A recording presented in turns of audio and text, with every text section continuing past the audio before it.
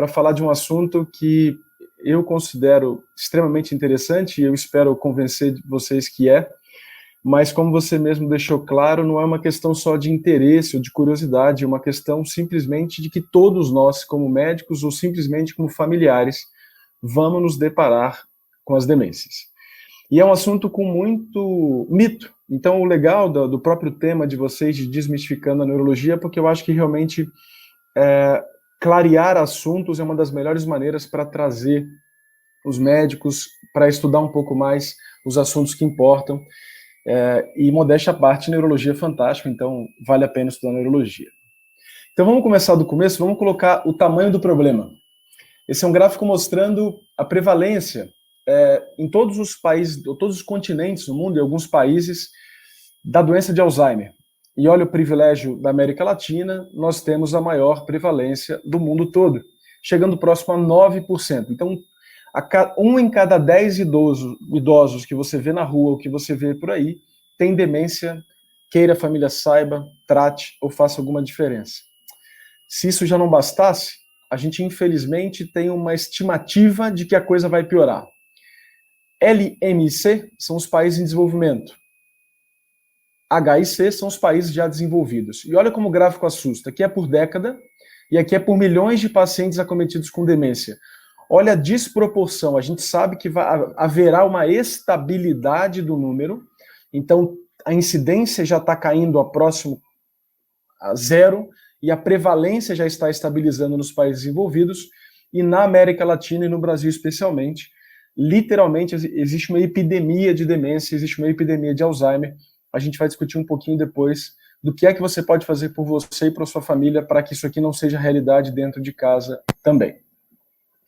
No Brasil, a prevalência dos tipos de demência é muito parecida com o mundo todo, mais da metade dos casos são Alzheimer, e as outras demências acabam, dependendo da faixa etária, ocupando o restante dos 50%. Uma demência só que tem crescido muito, que é essa vermelhinha, é a demência mista. Bem grosseiramente, demência mista é qualquer demência associada a outra. Então você pode ter Alzheimer mais demência da doença de Parkinson, você pode ter Alzheimer mais demência vascular, e especialmente a demência vascular tem crescido muito, e já tem alguns lugares do mundo, como no Japão, na Coreia do Sul, onde a demência vascular é tão ou mais comum que o próprio Alzheimer, e a gente sabe hoje, inclusive, que o Alzheimer é também uma doença vascular. Por isso que em países que têm uma prevenção primária ou primordial de hipertensão, diabetes, dislipidemia, tabagismo, etilismo, sedentarismo, tem maior prevalência e incidência das demências. E naqueles países organizados, Holanda, Dinamarca, Coreia, Japão, Canadá, por essa prevenção primária melhor feita, a gente tem uma redução absurda do número de pacientes demenciados. Só a hipertensão arterial sistêmica é responsável no mundo por 2/3 dos casos de Alzheimer. 2/3 são causados pela hipertensão arterial. É muita coisa, e muita coisa na nossa mão, que a gente tem a responsabilidade de prevenir. De forma bem grosseira, a gente divide pela idade, epidemiologicamente, qual é o risco, entre aspas, do paciente que eu estou olhando na minha frente com quadro demencial, qual é a doença que ele tem. Alzheimer é mais prevalente antes e depois dos 65 anos, a vascular é a segunda, ou como eu falei, dependendo do país, a primeira, e aí muda um pouquinho só o terceiro. Acima dos 65 anos é a demência por corpos de Levy. Para quem lembra do Robbie Williams, aquele comediante que fez Patch Adams, que fez Jumanji, não o Jumanji novo, que é horrível, mas o Jumanji antigo, ele morreu com corpos de Levy, ele se suicidou, mas muitos acreditam que pelas percepções e pelas alucinações relacionadas à própria doença. E abaixo dos 65, um grupo de doenças que a gente chama de degeneração lobar frontotemporal, que a gente vai explicar daqui a pouquinho. Mas como é que a gente, como neurologista da cognição, como é que a gente avalia o paciente? Como é que a gente consegue transformar esses nomes estranhos, esses nomes difíceis, e inclusive como é que a gente ordena a quantidade de queixa que os pacientes trazem para a gente de uma forma que para nós faça sentido. E o interessante é que a gente já sabe como fazer isso há mais de um século, na verdade, e eu vou trazer para vocês de uma maneira muito didática como é que a gente, como neurologista, consegue traduzir as queixas e construir na nossa cabeça qual é o circuito acometido naquele paciente que está na minha frente. E para isso a gente divide a função cognitiva em alguns domínios. Função executiva, basicamente tomada de decisão. é tudo que eu preciso para resolver um problema. Atenção e memória de trabalho é quando você vai na cozinha pegar o alho, pegar o que mesmo esqueci. Então, se você sofre com isso, fique tranquilo, é só o cansaço, você não está com demência nenhuma, mas é um domínio cognitivo. Consegue A me memória ouvir? de... Alô? Oi, tá me ouvindo? Oi, tô ouvindo. Desculpa interromper sua aula. Eu acho que tá tendo algum mau contato no seu fone, tá com um chiadozinho. Tá, melhorou alguma coisa ou não? Quer que eu Não. tire? Eu posso tirar. Tá ele e colocar de novo.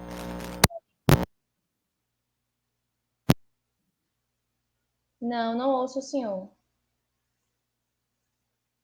Acho que tá. Ah, um minutinho só. Eu acho que é porque tá mutado. Aqui. O senhor consegue se desmutar? Porque o seu microfone tá mutado.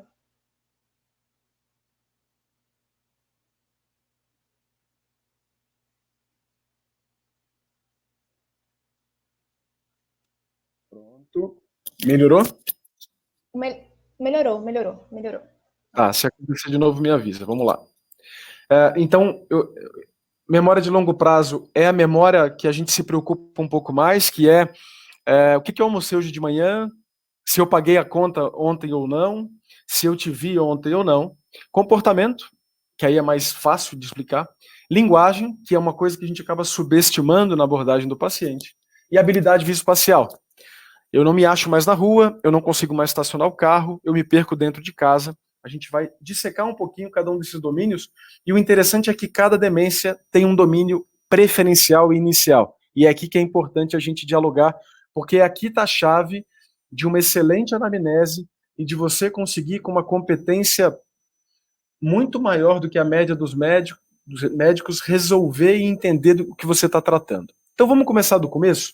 O que é demência? O conceito é simples, mas a maioria das pessoas acaba passando. Demência é um prejuízo da minha rotina, então eu desço um degrau da minha competência de lidar com o mundo, e esse prejuízo é causado pela minha cabeça. É só isso. E exatamente por isso, a gente percebeu que esperar ter o prejuízo para caracterizar a demência era esperar muito tempo, quando na verdade a gente percebia que alguns pacientes tinham uma história, tinham um contínuo, tinham um antecedente de alguns anos antes, e que talvez valha a pena a gente já prestar atenção nisso. Que é exatamente o que está na tabela aqui. Ó. Queixa é se o paciente ou a família tem algum tipo de queixa. Teste ou objetividade é se você, na triagem neuropsicológica, fazendo o mini exame do estado mental, o MOCA, o teste breve, tem alguma alteração, e o impacto é se isso tem algum prejuízo na rotina do paciente ou da família. CCS é comprometimento cognitivo subjetivo. No Brasil, pode ser tanto comprometimento cognitivo subjetivo, como transtorno cognitivo subjetivo, como declínio cognitivo subjetivo. É uma bagunça, infelizmente a literatura ainda é um pouco bagunçada, mas a gente prefere falar de comprometimento. Então tem o CCS. É interessante aqui porque durante muito tempo a neurologia ignorou a subjetividade como se fosse algo que não lhe dizia respeito, mas é muito interessante que a gente já tem uma neurociência hoje da subjetividade, e a gente sabe que os pacientes que têm queixa de memória, mesmo sem prejuízo e mesmo com um minimento normal, ou com qualquer triagem neuropsicológica, ou mesmo uma testagem formal para um neuropsicólogo, eles têm, durante toda a vida, mais risco de converter para demência do que aquele idoso sem a queixa de memória. Então é interessante que a subjetividade, ela é sim um termômetro confiável se você está bem ou não está, e vale a pena a gente valorizar. O CCL, que é o comprometimento cognitivo leve, é o paciente que tem queixa ou a família tem queixa, e quando eu testo, realmente eu vejo que tem uma alteração. Só que o impacto na rotina ainda é pequeno ou ausente. E a demência é quando a queixa existe minha ou da minha família, o teste está alterado, de novo, seja a triagem que você faz no consultório, seja a avaliação formal neuropsicológica pela neuropsicóloga, e isso existe e impacta a família. Isso é super importante porque vale a pena valorizar na sua tia-avó, na sua avó, na sua mãe a queixa. É claro que tanto para o CCL quanto para o comprometimento cognitivo subjetivo, a gente tem outros diagnósticos diferenciais que não são demência exclusiva. Depressão, apneia do sono, hipotireoidismo, deficiência de B12. O meu mestrado eu avaliei nossos 1.500 pacientes aqui do ambulatório, exatamente para ver quando é que valia a pena fazer exame complementar, então tomografia, ressonância, triagem para depressão. E nos quadros demenciais típicos, como eu vou mostrar para vocês hoje, os exames mudavam muito pouca coisa. Mas nos quadros mais leves, então tanto no CCL quanto no CCS, essa abordagem mais ampla é muito benéfica e a gente sabe, especialmente que os transtornos mentais psiquiátricos, como ansiedade e depressão, especialmente no idoso ou na menopausa, tem uma sobrecarga cognitiva ampla e vale a pena a gente avaliar isso de uma forma objetiva. Então vamos lá, vamos falar então da doença mais comum, que é a doença de Alzheimer. Esse gráfico estranho aqui é um gráfico que mostra, na verdade, como é que os biomarcadores e a função mudam de acordo com o tempo. Então, a função clínica é essa linha verde, e quando eu tenho prejuízo, eu já estou dentro de um quadro demencial ou de um quadro de Minor Cognitive Impairment, que é o CCL, comprometimento cognitivo leve. Só que muito antes do paciente manifestar a primeira queixa de memória, até 20 anos antes ele já está acumulando no cérebro dele os marcadores da doença de Alzheimer, que são o amiloide, que costuma ser a primeira, mas na verdade a gente sabe que hoje o tau, que está aqui na linha azul, costuma ser um pouquinho antes. Então o tau, na verdade, parece ser o grande danadinho aqui para a doença. E olha o problema, a gente achava que era o amiloide, nos últimos 20 anos gastamos dezenas de bilhões de dólares com anticorpos monoclonais contra o amiloide, mostramos de forma muito clara que os anticorpos eram fantásticos para limpar o cérebro do amiloide, e isso não mudou em nada a evolução dos pacientes. Por quê? Porque o amiloide não é o problema. Ele está aí tentando ajudar e a gente achou que ele atrapalhava. Então a nossa melhor teoria do Alzheimer foi errada nos últimos 30 anos e a gente gastou alguns bilhões de anos. Mas isso faz parte da ciência. A ciência não acerta, a ciência erra menos. Esse é o papel nosso de progressão. Desde que Popper nos ajudou, o Popper nos ajudou a esclarecer o nosso papel indutivo científico, a gente não lida com certeza, a gente lida com dúvida, a gente não lida com acerto, a gente lida com errar menos, e de errar menos a gente saiu do Santos Dumont, no comecinho do século XX, 1900, voando em Paris, para menos de 70 anos está na Lua. É o privilégio de nunca estar contente com o que você sabe, porque você nunca está certo, você está sempre menos errado, e é muito importante que a gente assimile esse conceito como médico, como cientista, porque a arrogância faz muito mal dentro da nossa área, e as certezas costumam fazer também mais mal do que as dúvidas. Mas é só para mostrar, portanto, que o amiloide, o tau, a alteração estrutural e inclusive a testagem neuropsicológica vem anos e talvez até décadas antes da primeira queixa de memória. É por isso que prevenção de demência começa na barriga da nossa avó, por uma questão epigenética, mas só para simplificar, eu vou falar na barriga da nossa mãe, porque isso fica um pouco mais fácil de explicar e a gente conversa depois. E aí, quando a gente entende as queixas dos pacientes, a gente consegue topografar exatamente a circuitaria que está acometida. Não pelo amiloide, mas pelo tau. E na verdade não é bem o tau. O tau é aquela proteína que faz os microtúbulos, que são aquelas esteirinhas dentro do neurônio que permitem que a gente leve para lá e leve para cá vesículas, organelas, etc. O que acontece é que a gente fosforila o tau, agrega um fósforo aí, e isso acaba desorganizando ele e impedindo toda a organização do neurônio, e ele acaba formando o que a gente chama dos emaranhados, né, e toda aquela assinatura patológica. Mas aqui eu queria explicar um pouquinho como é que funciona a progressão da atrofia e do acúmulo do tau no cérebro, porque isso explica a clínica. No começo, é nessa área que a gente chama de entorrinal, ou parahipocampal, ou o próprio hipocampo, o famoso hipocampo. O hipocampo não é a sede da memória de longo prazo, na verdade, ela é a sede da transformação da memória de curto para longo. Não é aí que você guarda a sua memória do seu primeiro beijo. Você precisou dele para guardar, mas você já não precisa dele. É por isso que o paciente com Alzheimer não lembra bem do que aconteceu agora, mas ele vai lembrar muito bem da infância, da adolescência, etc. E aqui o que acontece? Qual que é a queixa do paciente? Qual é o prejuízo mais claro dele? A memória de longo prazo. Como é que se manifesta essa memória de longo prazo? Isso é super importante a gente deixar claro. É aqui que o paciente que tem um alto poder cognitivo, então o seu avô foi empresário a vida inteira, o seu avô foi um advogado a vida toda, ele tem uma reserva cognitiva que ele vai enganar a família inteira até cair a ficha de vocês que está algum problema. Por quê? Porque como a memória de longuíssimo prazo está boa e a atenção e memória de trabalho está boa, ele vai conversar com vocês no churrasco, ele vai conversar com vocês na festa ou na visita com muita tranquilidade. Só que sua avó ou o oposto, né? Seu avô falando da sua avó, vai começar a dizer que você está mais repetitiva, ou que ele está mais repetitivo, que ele pagou a conta 2 vezes, que ele está travando a conta do banco. Dinheiro é super importante, porque a gente já vai discutir daqui um pouquinho. O papel da memória no cérebro não é a gente ficar guardando aquelas dezenas de livros que nos obrigaram a decorar na faculdade.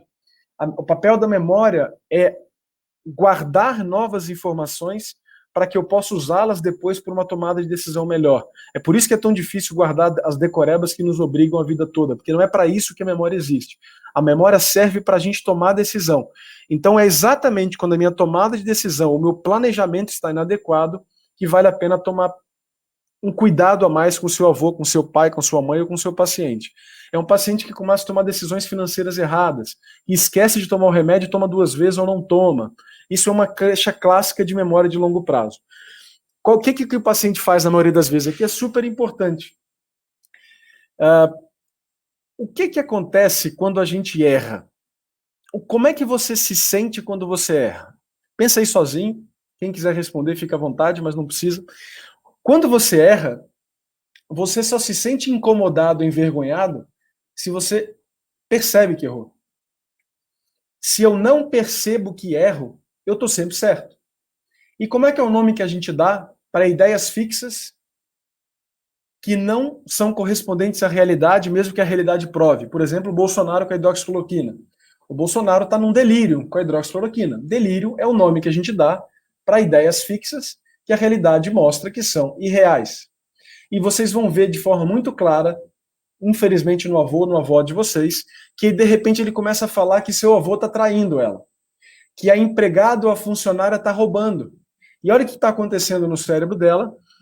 Ela pega o dinheiro, bota em algum lugar, ela não lembra. Como ela não lembra que não lembra, ela acha que lembra. E se ela acha que lembra e não sabe onde está, é porque alguém pegou. Se alguém pegou, quem foi? Foi a funcionária, foi seu tio, foi seu pai, foi sua mãe. E aí você demite uma funcionária, 2 funcionárias, 10 funcionárias, e aí ou você deprime porque o mundo só tem ladrão, que não é bem verdade, ou você percebe que tem algo errado com quem está denunciando. E o delírio vem dessa incapacidade de atualizar esse modelo interno que a gente chama de consciência. A consciência é o modelo interno que eu faço do mundo externo. A memória é a capacidade que eu mantenho esse modelo atualizável. Se a memória vai embora, eu fico preso no tempo. É por isso que o paciente com Alzheimer acha que tem 70 anos e não 85, porque ele está preso há 15 anos atrás. E é por isso que ele não reconhece mais a esposa ou o marido, porque ele olha para aquele vozinho que já está mais baixo do que ele lembrava, com cabelo mais branco do que ele lembrava, e ele acha que tem alguém estranho em casa, e a família fica doida porque não sabe como é que reage com o pai ou a mãe, porque o marido é diferente do que era e eles não conseguem entender o que está acontecendo. Mas é só para mostrar como a memória tem essa importância gigantesca para a construção da nossa narrativa de vida e para a importância. Então, desde a fase aguda, dessa fase inicial, se a gente estiver atento aos nossos familiares e ao paciente, a gente já pega aqui. A doença progride. Tudo que está marrom aqui é o que está naturalmente com tal. E ela se expande para a área temporal lateral e para a parte ventromedial e órbito frontal. E aqui começam outros 2 problemas do Alzheimer, que é a alteração de tomada de decisão e de linguagem. Toda tomada de decisão humana é uma simulação emocional e afetiva do futuro. Saio hoje ou não? Se está simulando se sair vai ser legal ou não vai ser legal. Depois você inventa uma justificativa racional para falar, não, eu não vou porque amanhã eu tenho prova. Né? Nada disso. A razão entra mais como uma justificadora tardia pós-hoc e não obrigatoriamente como algo que justifica. O que seu cérebro faz muito bem é uma simulação afetiva. Afeto nada mais é do que a construção da sua interocepção. A gente pode falar de emoção depois, se der tempo. Mas emoção não é algo distante. Emoção é uma forma de sincronia do seu cérebro com o corpo, portanto, levar em consideração sua emoção, que nada mais é do que um resumo do que está acontecendo dentro de você do ponto de vista homeostático, é super importante, e é por isso que toda tomada de decisão leva em conta o seu corpo. Porque o cérebro aparece não para ser louvado como um deus, como hoje em dia, mas para cuidar do corpo. Então, se você quer cuidar do cérebro, cuide do corpo, e o cérebro sempre leva em consideração o que o corpo diz. Como que ele faz isso? Nessa área aqui, ó, no frontal ventromedial, onde ele vai pegar informações do hipotálamo, da ínsula, de vários núcleos do tronco, que estão me dando respostas e informações do corpo, e vai simular o futuro. Sair com essa pessoa é legal? É. Seu corpo está dizendo, vai lá que você vai ser feliz. Ser feliz é uma emoção positiva significa sincronia, sincronia significa saúde, você sai com aquela pessoa.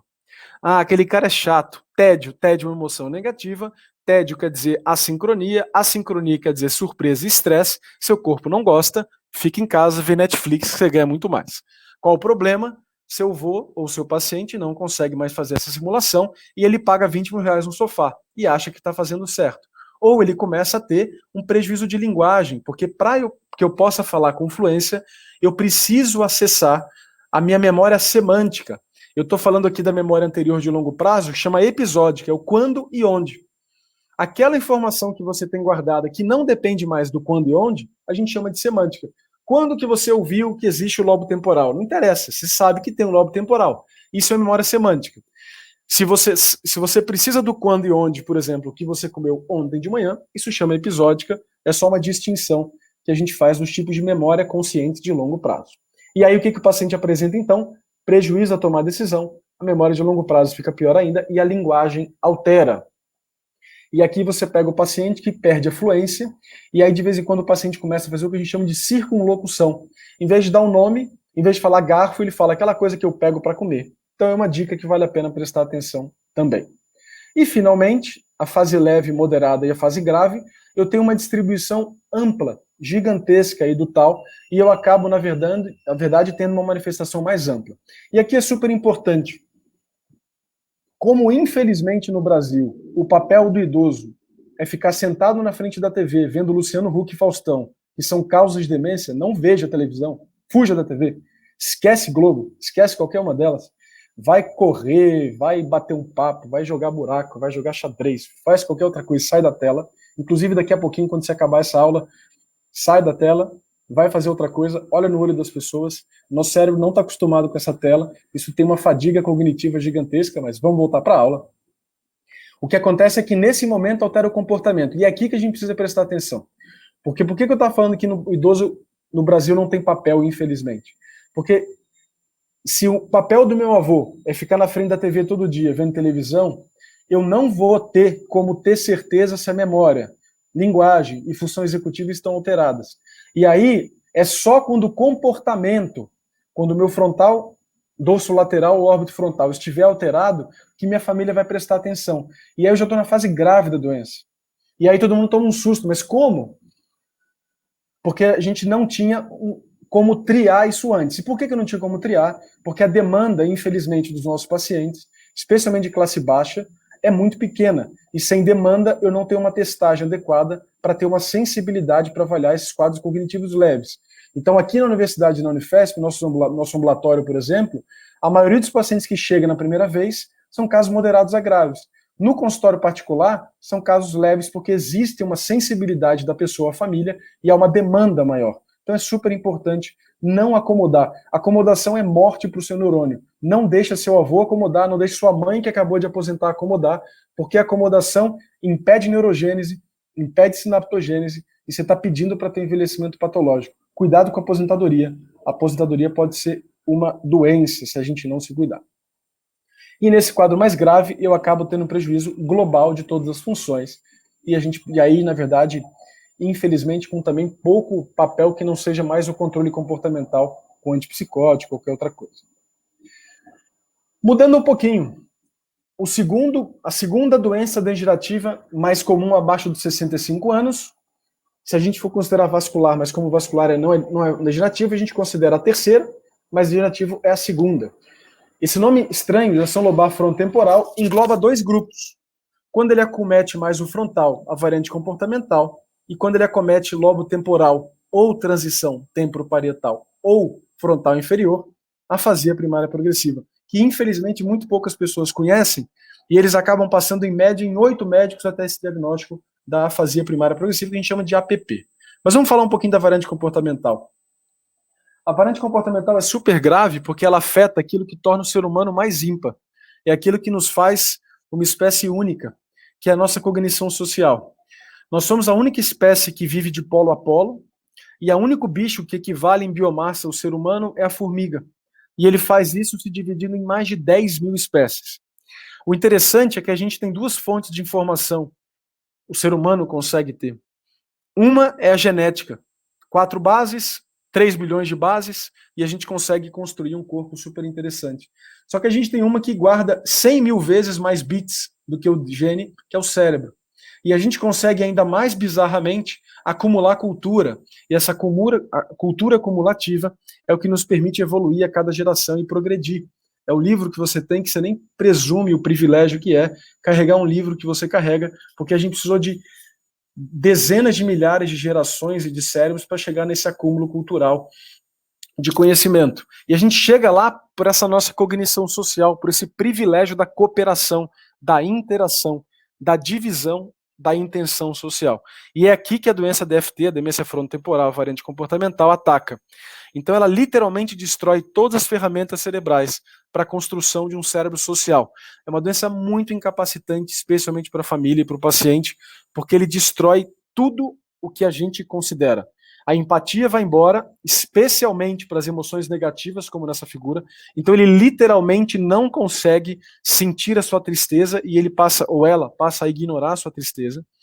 Ele não consegue se importar com outras intenções que não a própria dele, e ele acaba mudando e perdendo muitas das características da identidade do grupo. Se ele é católico, ele vira o banda. Se ele era o banda, ele vira católico.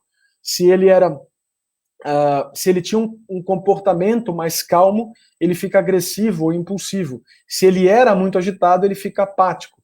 E isso é muito desorganizador para a família. E isso por quê? Porque essa doença ataca o circuito que nós dividimos enquanto humanos com outras espécies sociais e culturais. Sim, outras espécies acumulam conhecimento. Golfinho, baleia, elefante, bonobo, não o gorila como está aqui, mas bonobo, a gente sabe que sim, chimpanzé, esse sim.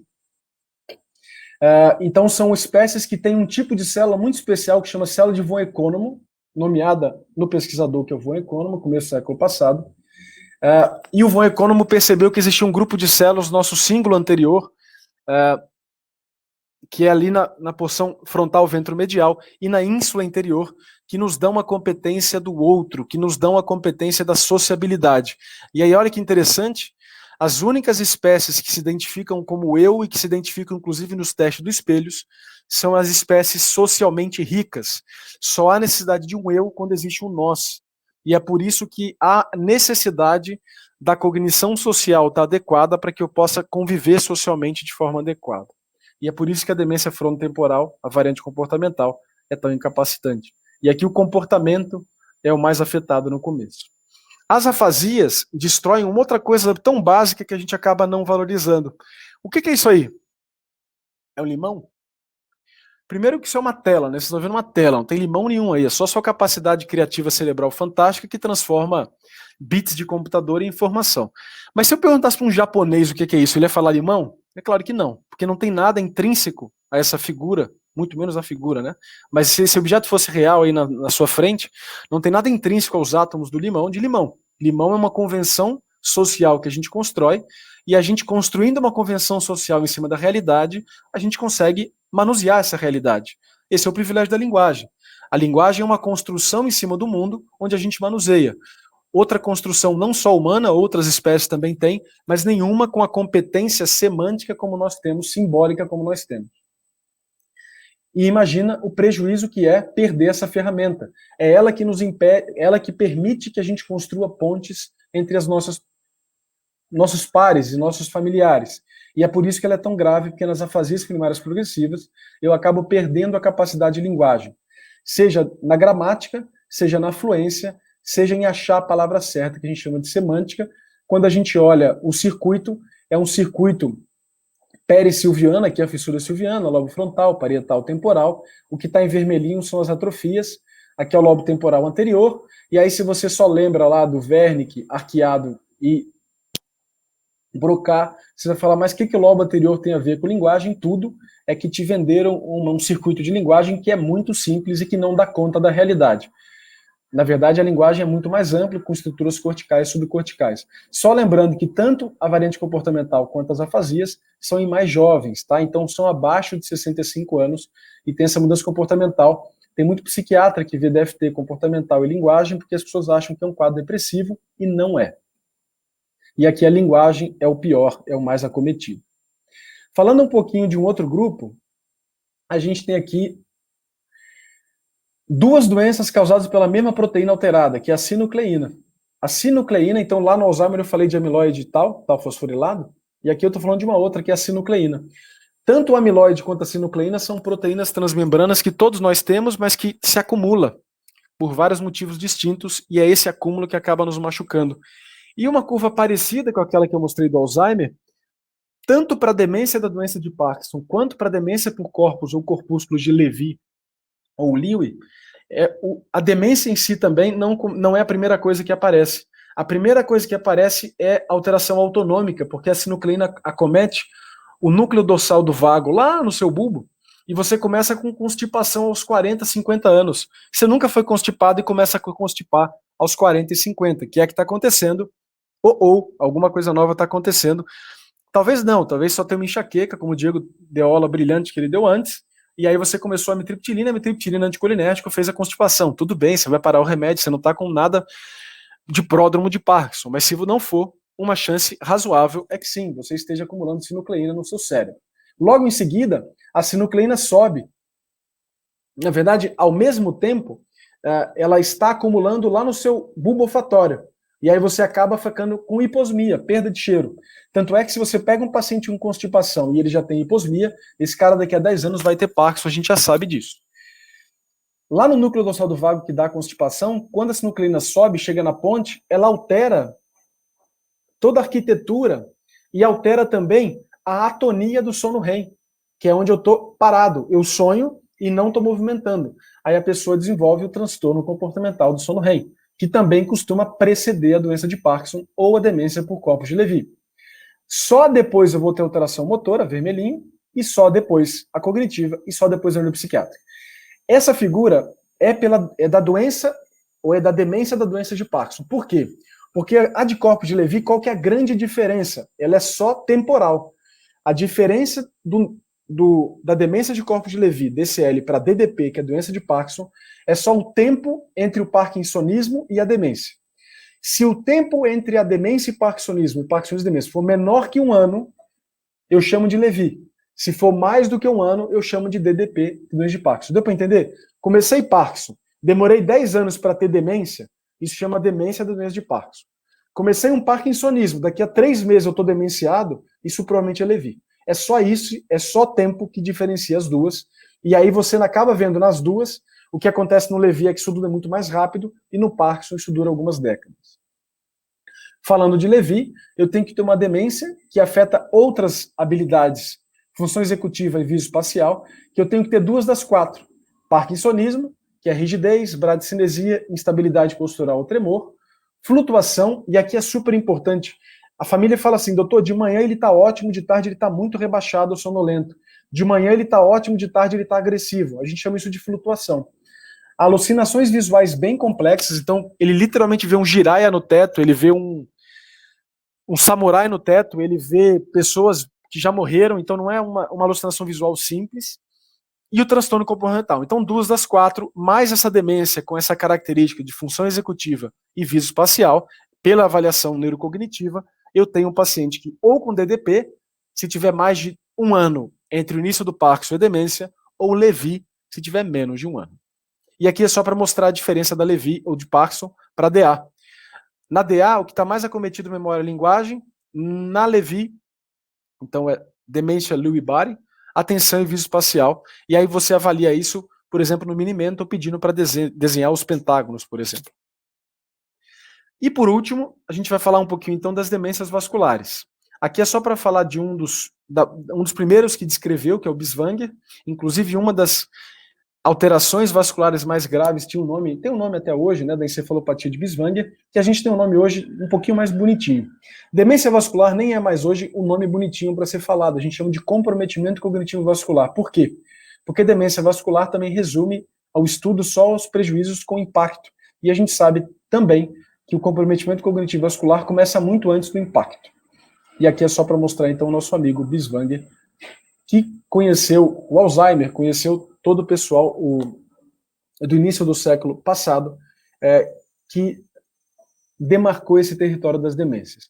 E aqui é só para mostrar o espectro do comprometimento cognitivo vascular, que vai desde o comprometimento cognitivo leve vascular até lesões de grandes vasos, pequenos vasos, pós-parada cardíaca que faz hipoperfusão ou uma insuficiência cardíaca grave, infarto venoso por uma trombose venosa, agora no Covid a gente tem visto bastante aqui no Hospital São Paulo, infarto estratégico, que eu vou mostrar daqui a pouquinho, hemorrágica ou a mista, e a própria doença de Alzheimer, que, como eu já falei, é uma doença degenerativa e vascular.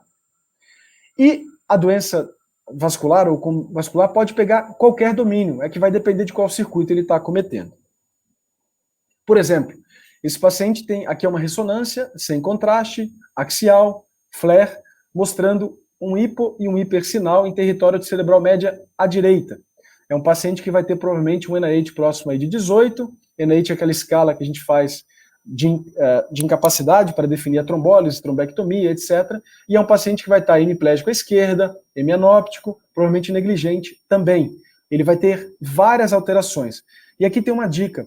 Como ele fica hemiplégico, com hemianopsia, com negligência, a gente não lembra da cognição nessa hora. Aí é quando ele vai para casa que a família percebe que ele está lento, que ele não está lembrando. Então é importante entender que a queixa cognitiva desse paciente vem depois do hospital e não dentro do hospital.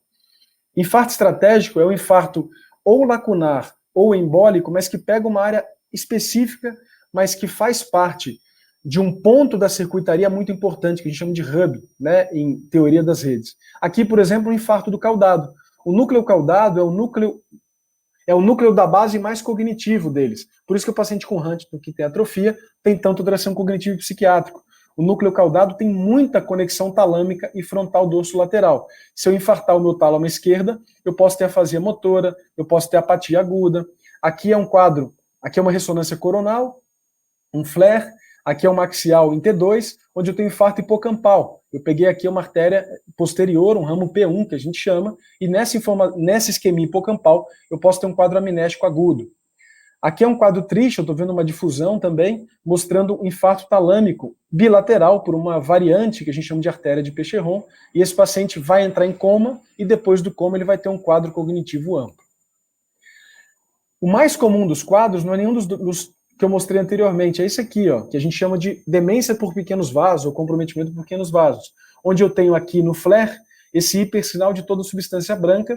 Existe uma classificação que a gente usa, que é um T2, essa seria uma Fasecas 3, que é o nome da classificação que a gente usaria. Esse paciente é o paciente que tem há décadas microinfartos, ninguém percebe, quando chega num nível de desconexão frontoparietal, ele acaba tendo sintoma, mas só quando esgota a reserva. E quando esgota a reserva, o nosso papel acaba diminuindo. Aqui é um flare, aqui é um T2.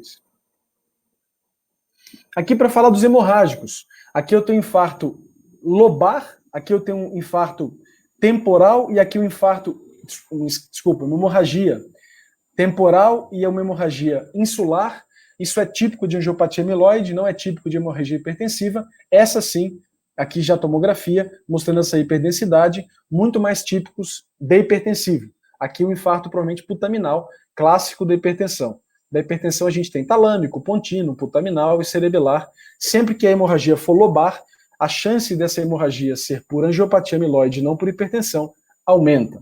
E aí a angiopatia amiloide é o mesmo amiloide que no Alzheimer, quando fica entre os neurônios, caso Alzheimer, quando ele acumula no vaso, ele fragiliza o vaso, causando tanto isquemia quanto hemorragia. E aí, o que acontece? Eu tentei organizar as demências de acordo com a circuitaria que eles acometem. Alzheimer começa no hipocampo, pega a memória. Variante comportamental pega muito do do frontal dorso lateral e eu acabo tendo comportamento. APP, linguagem. Levy, Parkinson, função executiva e espacial. Vascular, todas. Então, do ponto de vista didático, parece muito simples tudo e parece muito lindo. Isso por quê? Porque o que você vê na clínica é o circuito acometido, não a molécula e não o gene.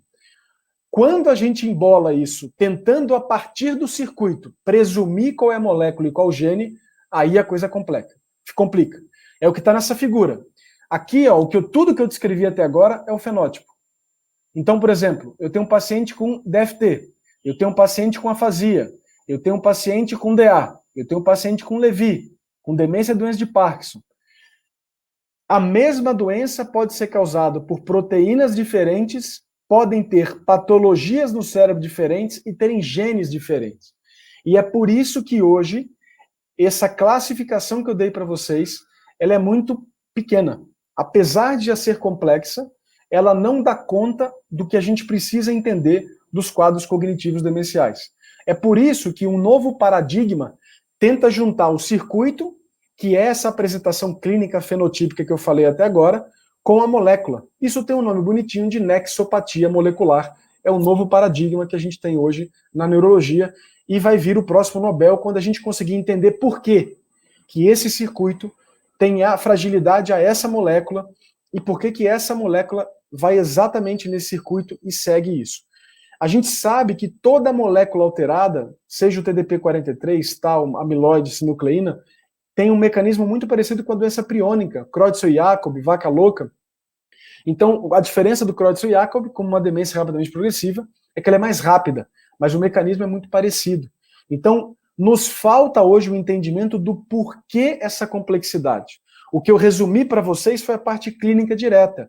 Como é que eu consigo extrair da anamnese, da triagem neuropsicológica, o nome da doença? Mas lembra que o fato de eu saber o nome da doença não quer dizer obrigatoriamente que eu sei qual é a proteína e qual é o gene. E é provável que a gente precisa saber disso para o tratamento mais eficaz, que não seja só sintomático. Então, daqui a pouco tempo, para os anticorpos monoclonais, para tal, para TDP-43, a gente provavelmente vai precisar ir além. Mas isso não é algo hoje, na prática, que a gente faz com essa regularidade, e por isso que eu preferi falar para vocês do que a gente já faz bem, que é treinar os nossos residentes e graduandos para entender que circuito está acometido, para que depois, no dia a dia, a gente possa complicar falando de biomarcador, apesar de não ser tão complicado assim. Eu sei que esse gráfico assusta, mas não é tão difícil assim. Para que finalmente a gente chegue num mapa. Como é que eu caminho em tudo isso? Como é que a gente caminha? Aqui é só uma analogia super interessante que o autor tentou fazer um mapa do metrô. Eu uso a avaliação clínica, mais as avaliações de imagem, mais os biomarcadores por, basicamente, líquor aqui, ou imagem, que a gente sabe e consegue hoje marcar essas proteínas. Eu uso a genética para que eu possa chegar nessa junção de circuito e molécula, para que a gente possa, de preferência, chegar daqui a poucos anos, tomara, a tratamentos específicos curativos, porque hoje são sintomáticos. E é por isso, mais um motivo, que a prevenção se torna tão importante. Muito obrigado pela atenção de vocês e vamos tirar algumas dúvidas. É muito assunto, mas é um assunto riquíssimo e que vale a pena a gente falar. Especialmente quando a gente consegue traduzir para a nossa rotina para mostrar que o cérebro saudável é tão rico quanto o adoecido. E a gente pode aproveitar do adoecimento cerebral para entender um pouco mais da gente. Que aula incrível, viu, doutor Fabiano? Nós ficamos aqui fascinados, todo mundo comentando no chat, um feedback muito positivo, o pessoal ficou simplesmente encantado da abordagem tão completa que o senhor trouxe, trazendo desde aspectos filosóficos até aspectos práticos. Então, a gente vai encerrar com chave de ouro essa palestra do senhor, tirando algumas dúvidas, tá bom? A gente vai começar com a dúvida de Ivan. Ele quer saber, no contexto do SUS, como é que fica o manejo do paciente em situações de vulnerabilidade social, que tem uma baixa renda, família desestruturada, falta de cuidador. Então, Ivan, é difícil. Você está certíssimo e você talvez já tenha tido algum contato, até pela pergunta muito boa que você colocou. Mesmo quando você está no consultório particular, com uma família riquíssima, é muito difícil, porque envolve uma equipe multiprofissional, então isso é super importante deixar claro. Você vai precisar de um educador físico, de um nutricionista, provavelmente de um enfermeiro, você vai precisar de um neuropsicólogo, seja para triagem, seja para reabilitação. Então isso fica caro o cuidado. Aqui na universidade a gente consegue fazer, mas é uma ilha, porque é a universidade, então a gente consegue trabalhar junto com a geriatria para fazer isso acontecer. A gente cuida do cuidador, isso é super importante. Nunca se esqueçam de cuidar do cuidador. O cuidador adoece e às vezes morre antes do cuidado, tamanho o estresse e o burnout relacionado ao cuidado, então isso é super importante. Mas esse contexto social e legal faz parte do cuidado do neurologista, do geriatra, do psiquiatra que cuida desse idoso demenciado, ou às vezes do adulto, porque às vezes a APP começa com 55 anos, Então é um paciente que nem é considerado idoso, ainda já tem um problema. Então isso é muito difícil e vale a pena ter o apoio da assistente social e vale a pena a gente tentar que a família abrace o quadro. Porque todo mundo precisa entender por que ele fala que está roubando e não está roubando. Todo mundo precisa entender por que ele não vai ser, ou ela, não vai ser mais a pessoa que vai decidir sobre o futuro financeiro da família. E por aí vai. Então você precisa trazer a família toda. E aqui o conforto do médico é o que menos importa. Você vai ter que explicar quantas vezes for necessário, 10 vezes para o paciente ou para a família, e você precisa traduzir para a família o que esses sintomas traduzem do cérebro. Porque a gente não se conhece, a gente tem uma ilusão de familiaridade. A gente conhece familiaridade com conhecimento. Você usa o vaso sanitário a sua vida inteira. Como é que funciona? Você não tem a mínima ideia. Então, isso funciona para o seu vaso sanitário, funciona para a sua própria cabeça. É por isso que você tem a ilusão de que o terapeuta sabe menos sua cabeça que você. Ele não sabe, sabe muito mais do que você. Mas porque você usa, porque você tem uma ilusão que a gente chama de ilusão da fluência, você presume conhecimento. Então você precisa traduzir para a família para que eles entendam. Quanto mais completo, quanto mais 360 graus for o cuidado, menos difícil fica, mais fácil nunca é. Muito legal, professor. A próxima pergunta que a gente tem aqui é a pergunta de Luana Mascarenhas. Ela fala o seguinte: li um artigo que falava que o padrão ouro na detecção da doença de Alzheimer seria o marcador 8-isoprostaglandina F2-alfa, que detecta a peroxidação lipídica. Ele tem sido utilizado na prática clínica? Não. Na verdade, assim, nem os biomarcadores que temos disponíveis hoje, então, o que a gente chama de biomarcador? É qualquer assinatura de um exame complementar que possa nos guiar. Então a gente tem biomarcador, por exemplo, o grau de atrofia na ressonância é um grau, me diz o quanto de tal tem acumulado. O quanto o PET que está avaliando metabolização glicolítica do cérebro está alterado, me diz o quanto o tal fosforilado está acometido. No líquor eu consigo dosar o beta-amiloide, o tal e o tal fosforilado. Então eu consigo ter esses mesmo isso que é relativamente fácil aqui em São Paulo, mesmo no SUS a gente consegue em protocolo de pesquisa, mesmo assim a gente só faz para casos atípicos, pela precocidade ou por inícios distintos das doenças, ou para casos de evolução atípica também. Porque na prática não muda ainda o cuidado do paciente. Então a gente não tem feito o uso desses exames caros, que tem pouco impacto ainda, seja na farmacogenética da escolha do remédio, ou seja no tratamento.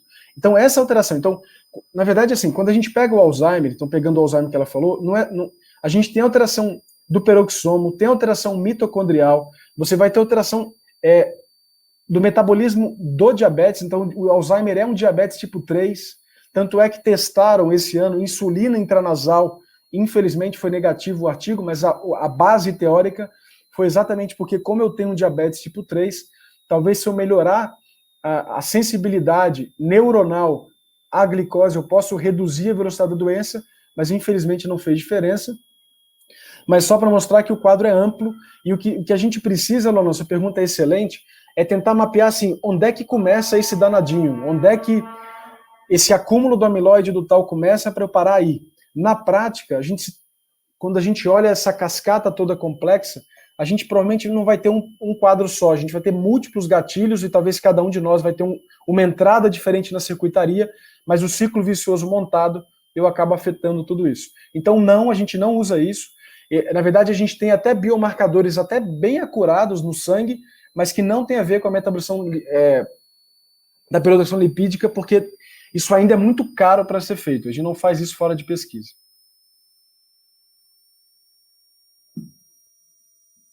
O comentário de Matheus Lopes, ele pergunta, em relação ao Alzheimer e ao CCL, quando a gente começa esse tratamento e como?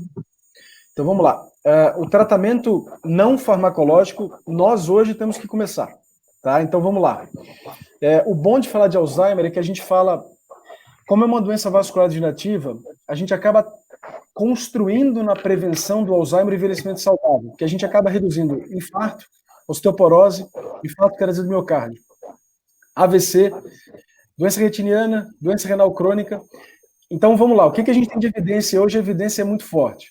Metade dos casos de Alzheimer no mundo não existiriam se a gente fizesse atividade física, se a gente chegasse pelo menos no 2º grau completo, se a gente mantivesse uma cognição adequada nesses idosos, com papel social ativo e familiar ativo, e se a gente cuidasse das doenças vasculares quando elas aparecessem aos 40, 50, 60 anos.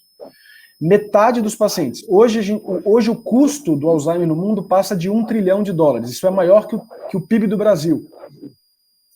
E metade desses casos, e especialmente esse prejuízo financeiro, é por quem para de trabalhar para cuidar do idoso. É muita gente que sofre e a família sofre muito nesse cuidado. Então, é uma coisa que tanto financeiramente quanto respeitando o privilégio que é estar vivo, a gente precisa fazer. O envelhecimento é um privilégio que existe responsabilidade e compromisso. A gente precisa agir para chegar lá bem. A ideia aqui é bem simples. Igual você, talvez vocês ainda não, mas talvez o pai de vocês com certeza. Você salva um pouquinho de dinheiro hoje para quando você aposentar você ter dinheiro. Envelhecer é exatamente isso. Você precisa construir saúde hoje para colher depois. É com a atividade física, é com a nutrição adequada. Tem 3 dietas que fazem diferença na prevenção e no tratamento da doença de Alzheimer. Uma dieta que chama Mediterrâneo, que é a mais famosa, mas tem uma que chama DASH, D-A-S-H, criada para hipertensão, e uma que é a MIND, que é a fusão das duas, criadas para retardar a evolução das doenças neurodegenerativas, e a MIND é a mais competente. Então, na prevenção, a gente não precisa ter CCL e CCS para tratar. Vocês e eu preciso hoje comer melhor, fazer atividade física, dormir melhor, fazer esse cuidado todo. Isso não pode ser... A gente não pode esperar. O que é o sintoma? O sintoma é o esgotamento da reserva. É mais ou menos assim. É como se você batesse um papo com o seu gerente de banco e você está com uma conta corrente negativa há 20 anos, mas você combinou com ele que ele só vai te ligar quando acabar a sua poupança. Aí há 20 anos você ganha R$ 5.000 e gasta R$ 10.000. Mas por algum motivo bizarro você não checa o extrato e o seu gerente de banco, você combinou com ele para ele não te ligar. Daqui a 20 anos ele te liga e fala, olha, acabou seu dinheiro. Você fala, mas como? Que absurdo, de um dia para o outro. Não, é você que infelizmente colocou o termômetro de monitorizar a sua finança no lugar errado. E a gente faz isso na nossa saúde. Saúde não é ausência de doença. Saúde é uma atitude, é uma mentalidade proativa de construção, respeitando o privilégio que é estar vivo e lutando para manter esse privilégio, que é a consciência, que é o cérebro, que é o corpo. Lembrando que o cérebro não está aí para ser louvado como um semideus, mas ele está aí para cuidar do corpo. Então, se quer cuidar do cérebro, cuida do corpo. Por isso que a saúde vascular, a nutrição, microbioma é super importante. Está começando agora a questão do microbioma e a pesquisa, mas é super interessante. Então, tem muito aspecto bom. O sono, insônia aumenta risco, privação de sono, apneia do sono. Quem toma antidepressivo que reduz sono REM parece aumentar o risco futuro, mesmo tratando depressão ser benéfico. Então, o sono REM também é um marcador de conversão para demência depois. São muitos fatores distintos, mas o legal é que tudo que a gente faz influencia. O Alzheimer é uma doença interessante da gente pensar em prevenir, porque ela acaba prevenindo, como eu estou mostrando, quase tudo. Né? Então, é uma maneira muito legal da gente pensar em envelhecimento a partir dessa ótica, porque a gente consegue ganhar muito instinto. E, de novo, quanto antes, melhor. Sensacional, professor. O senhor tem aqui um fã-clube nos comentários. A galera tá apaixonada pela aula. A próxima pergunta é de Stephanie. Ela pergunta o seguinte: nos casos de demência, é recomendado utilizar a reabilitação neuropsicológica como uma das formas de tratamento? Boa, Stephanie. Então vamos lá. O que é neuroreabilitação? Então imagina o seguinte, é mais ou menos igual a físio faz quando você tem uma lesão do ombro. Pega o músculo que está melhorzinho, usa ele para reforçar aquele que está fraco.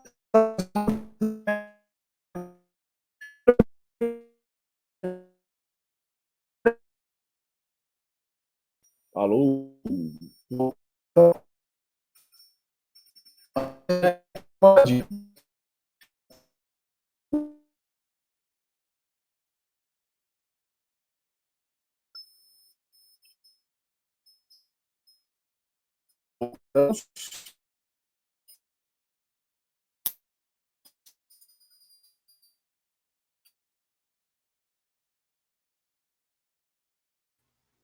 Pessoal, Ouvindo? Agora sim, professor, acho que está voltando.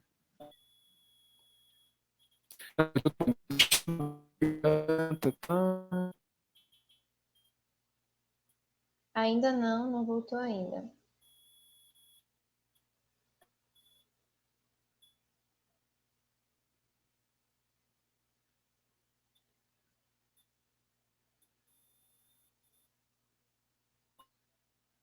O senhor consegue nos ouvir? Eu não tô... Aí, voltou. Muito legal. O meu tá indo e vindo. Como é que estão vocês aí? Acho que aqui eu tô ouvindo normal. Se estiver me ouvindo, dá um joia. Ah, tá ouvindo? Então tá bom, então vamos lá. Vamos resumir porque a internet está meio flutuando, então vamos ser bem objetivo. A NeuroRehab é muito bom para transtornos estáticos. Eu falei das demências degenerativas, mas lembra assim, se eu tiver um trauma, um TCE, eu saio do TCE se eu tiver lesão axonal difusa ou subdural grave, demenciado pelo TCE. Só que não é uma demência degenerativa, é uma demência causada por um dano agudo e que eu tenho a chance de reabilitar. E aí que a NeuroRehab é muito legal. Eu tive um AVC estratégico, infartei meu tálamo à direita. Estou negligente, com uma lentificação psicomotora, disfunção executiva, velocidade de processamento mais lento. NeuroRehab é excelente. Tive uma encefalite herpética. Estou demenciado pela encefalite herpética. A NeuroRehab ajuda. Na DA, no Levi, na DFT, a NeuroRehab ajuda, mas muito menos, porque eu continuo descendo a ladeira. O que a NeuroRehab ajuda, junto com cuidado, é segurar a rédea para a ladeira ser menos inclinada. Então, em vez dela descer assim, eu desço um pouco mais reto. Mas a NeuroRehab é essencial nos transtornos estáticos. É uma porrada que depois eu continuo. Tive um HSA, hemorragia subaracnoide por aneurisma. Saio com lentificação psicomotora. Faça a NeuroRehab que você vai melhorar. Na DA, na Denvasc, etc., o efeito existe, mas é menor. Muito bom, professor. Para a gente encerrar, temos comentário aqui de uma pessoa que o senhor talvez conheça, Thiago Fukuda. Ele mandou: sou fã, não consegui assistir tudo ao vivo, mas vou assistir depois. O Thiago é um fantástico neurologista e uma pessoa fantástica, um amigão que eu tive aqui. Ele e a Jamile são incríveis e eu fico feliz pelo comentário e por ter o privilégio de assistir minha aula, porque ele sabe muito mais do que qualquer um de nós já soube na existência da humanidade. O Thiago é um gênio que é um privilégio conhecer e que bom que ele foi para Salvador poder distribuir e disseminar esse conhecimento e eu fico muito orgulhoso de ser amigo dele. Então, doutor Fabiano, com esse comentário, nós agradecemos mais uma vez pela disponibilidade do senhor e por o senhor proporcionar essa aula tão maravilhosa para a gente. A Alan, ela se sente muito feliz do senhor ter doado esse tempo para esse evento que visa justamente isso, democratizar o conhecimento e a experiência de pessoas poderem ter aulas com pessoas tão ilustres como o senhor. Muito obrigada. Foi um prazer em conhecê-los e um prazer participar. Quem quiser um pouquinho mais de informação, como vocês falaram, tem o YouTube, tem alguns vídeos, tem vídeos lá mais longos e mais curtinhos. Eu tenho o Instagram também, que é Dr. Fabiano Moulin, então quem quiser ver alguma coisinha tem lá. E o meu e-mail, se alguém quiser bater um papo, fabianomoulin@hotmail. Eu fico à disposição também, quem tirar dúvida. Se vocês quiserem vir fazer um estágio opcional na Unifesp, serão muito bem-vindos, vai ser um prazer recebê-los. E façam prova de residência para neurologia e espero ser o preceptor de vocês aqui daqui a pouquinho. Amém.